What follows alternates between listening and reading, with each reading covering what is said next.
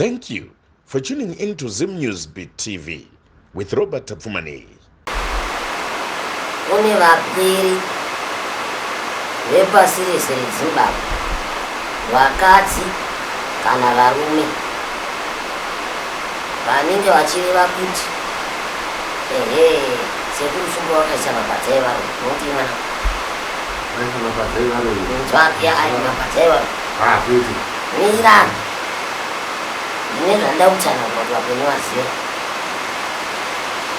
Vanhu ava vanofana kuziva kuti inini kana ndiri pamatare ndinoronda rangu dare ndichinge ndapedza matare angu, homwe ine upenyu hwayo wakasiyana nezvematare. mhaka nekuti homwe ichiri pwere, handizve homwe yakafanana naivo kunze ikoko. Asi kana ndichinge ndakuronda rangu dare ndinoya ndoita basa rangu. Ndikanga ndapedzawo basa rangu, homwe yakunoshambawo yakunoitawo zveupenyu sezvo ari munhu wemukadzi wenyama zvakare. wenyama ndizve zvinonaka zvinodyiwa nevamwe naivo vanozvidawo. handingati kana nekuti ndiripo ini sekuru kana ndichinge ndapedza matare angu, saka homwe haichabizi, haichadyi zvinonaka, haichadya zvinotapira, haichaitawo sezvinoita vamwe vakadzi vokugara aine tsvina chete. Kwete, hakuna mudzimu unoda tsvina, hakuna mudzimu unoda tsvina. Isi tinomutendera nekuti munhu womukadzi uyezve achiri mwana mudiki. Hatingati ngaagare netsvina, hatingati ngaatadzirisa zvemado emwoyo wake. Mangwana ndikaradzigwa machira angu kumusango ndozodi kuti muri kunditadzisa zvandinoda, anotanga akumbira changamire we takumbokumbirawo kuita chazvino zvino. Imi moyo haimoita basa renyu, zvinonditadzisa kuita basa rangu, zvinonditadzisa kuti ndisvike here, ndozvinganditadzise matare izvozvi. Zvese ndinoita matare angu, asi tine matare maviri, homwe ine zvayo, ini ndine zvano. Ini ndikatangawo zvangu zvikapera, uye woitawo zvake zvodini, zvakafanira ipapa. Varikuda kuenda kuvhuroro nevana, zvonzi haisi vemabhadzai vari nekuti imwanga ivo varikutadza varikutadza kuisa mabhadzai varo. Kana vari varume vakadzi vavo havasi kuisa mabhadzai varo, saka ari kuda kuti mukadzi vakanga asina mabhadzai varo indiani. Chikuru kupona, ivo ngavangoziva kuti vari kupona chete. Zvekuda kutadza kuti munhu chimiro chake chakadii havanei nazvo, ngavangopona akanyarara. Ndizvo here? Ndizvo here? Munhu unoda kupona unoziva paunoponera. Uri kuponeswa nemabhadzai varo ndiakwe, ari pamukadzi wakwe, ari pamusikana wakwe. Saka ndibva ndati hazviitiba kuti mwana wangu arambwe nemurume kana nechikomba, ogara ari chirikadzi nekuda kwako kuti wataura zvisinei. Ndapedza ndavatinzwa watinzwa vanhu varutomaona ari apa.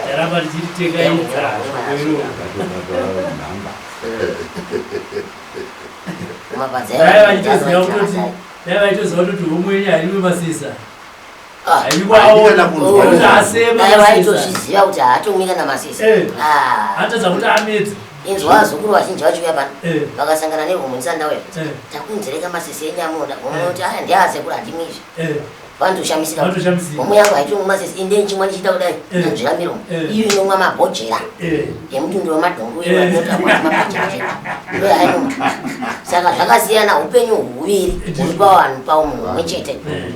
Alright, zvakangofanana nekuti ini ndinosvika pano nekuti ndiri kubatsirai homwe nemurume, saka havachavati vese, saka havachabereki vana, hazvichagoni. Ndizvo zvakafanana nemibvunzo yavo vanenge vachibvunza. Mibvunzo iyoyo munhu kana achinge apedza matare ane imba yake, anoita zvekumba kwake. Kana achinge auya muno matare oita zvemuno matare, kana apedza akuitawo zvekumba kwake. Hamuna kuuya pamurume. Saka munomu dai vanhu vachiuya homwe ichinhuwa kuti utu vaiti handivaitanga kunyomba kuti utsvina huna mbuya vaya havagezi vanotinhuidza topinda mudare muchinhuwa. Hakuna mudzimu unoda tsvina, munhu ngaageze. Uyezve vanhu haugara pachemberi, ndakagara pamwana mudiki. Saka mwana mudiki ane mado emwoyo, ukamurambidza ukazoramba uchida kumuchengera nekumurambidza, mangwana unoona machira aya akandokandwa mumakomo. Mungundishongorotsa zvangu zvandodawo amudi asi zvenyu zvamuda kuti ndiite ndingokushandirai zuva rese kubva mangwanani kusvika pakati peusiku zvinonetsa saka unopedzera wati mwana alright ini uchinditeerera mitemo yangu yandoda iwe uchiitawo zvako zvomumusha wako anemuzona mwana mudiki munhu mucheberere chembere ndini zvapera vazvinzwa vaudze izvo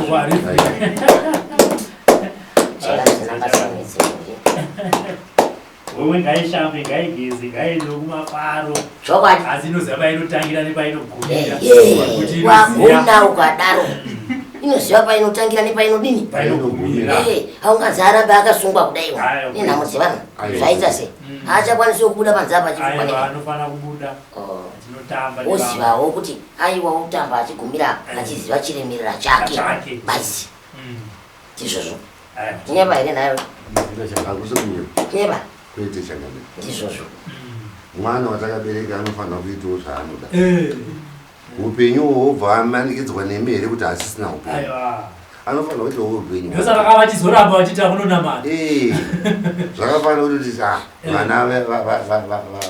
vana vehomwe havafanira kana kuenda kumabharabhadzo kana kukoro nekuti vanosvikirwa saka vanofanira kugara vari pachivanhu vanofanira kuva nehuruva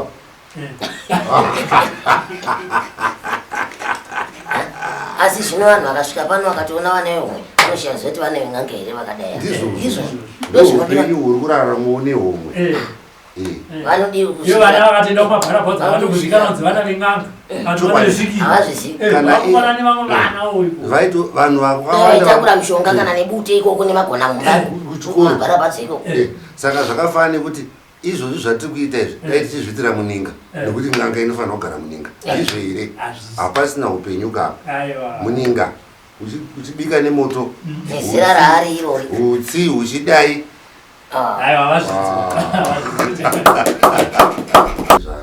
nekuti kana ichichi ndonzi shumba ndiri mukono ndobva ndauya nezo nechikadzi mukono wacho muchaona pa ndatova mukazika mamanzwa izwi rambuya venyu ravanotaura naro riri kupupurwa nevazukuru ava rakasiyana ini renyu muri vakadzimeseka asi ramazunzwa rino nderechirume ndizvo asi kune vamwe vazukuru vasingazvinzwisisi zvokuti kana ari muzukuru adaira chingwiro adairwa chingwiro nehomo yako vanoti hamusirime da sekuru chaivo asi kana vari vakomana vadaira vanzi ndo sekuru chaivo inenge rari chirume ndiwo chaivo chaivo izvo ataura neuyu kana neuyu nzi ndiwo handimazwe chirume nzi handiwo chaivo chaiva takataura nesekuru shumba vamwe vacho ndozoti makataura nini hirini nzi nemi chai ndoti imi irini ndoti aiwa makataura nevava nekuti varumika ndiri kunzwa hangu kufara zuva ranhasi mutambi wegore zvakanaka nevazukuru vese vari pano pasi pano pese pezimbabwe mukomborerwa muchinopinda gore dzva rimwe rinoteera pashaye chinosanganikwa nacho asi mungotungamirirwa nzira dzichene handizvo vari pasi naiye musikavanhu akomborere vazukuru vese vari padzimbabwe nevari munzira kufamba nevachasvika nevari mudzimba dzavo nevachapinda mumapako nevachaenda kunofara nevachapinda mumasango ngavaende vanokomborerwa uyezvo vazukuru ngavasafarise gamba kune mweya wetsauna uri kutenderera uri kuda ngazi yevapenyu zhinji kwazvo ngavazive pekutambira dzimwe nguva ngazoti imhepo yavapinda asi dzimweni dzenguva kunenge kuri kufarisa kwevapenyu dzimweni dzenguva iwewo nechekwako chisingadi chakanaka chinoti aiwa tazviwanira pai pano zvozvosvika mukusangana nezvimwe zvinhu zvokudeura ngazi yevapenyu farai muchiziva pekugumira tandarai muchiziva pekugumira asi rekutanga kune vanonamata ngavanamate musika vanhu havo vasati vapinda mutsinzwendo vanokudza mizimu yavo ngavakudze mizimu yavo nekuisanangurira vasati vapinda paii ningaimbe ndo mashoko eguma akabatira nechekudza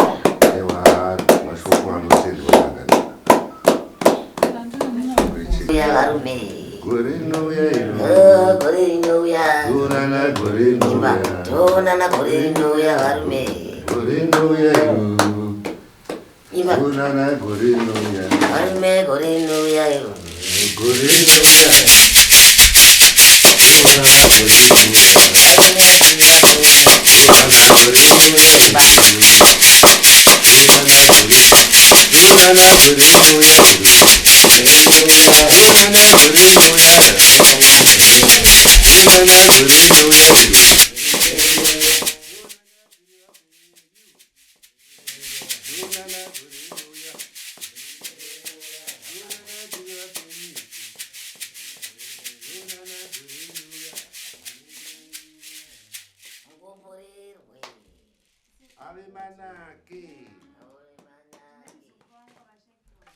For these and more stories, tune in to Zim News Bit TV with Robert Tafumani.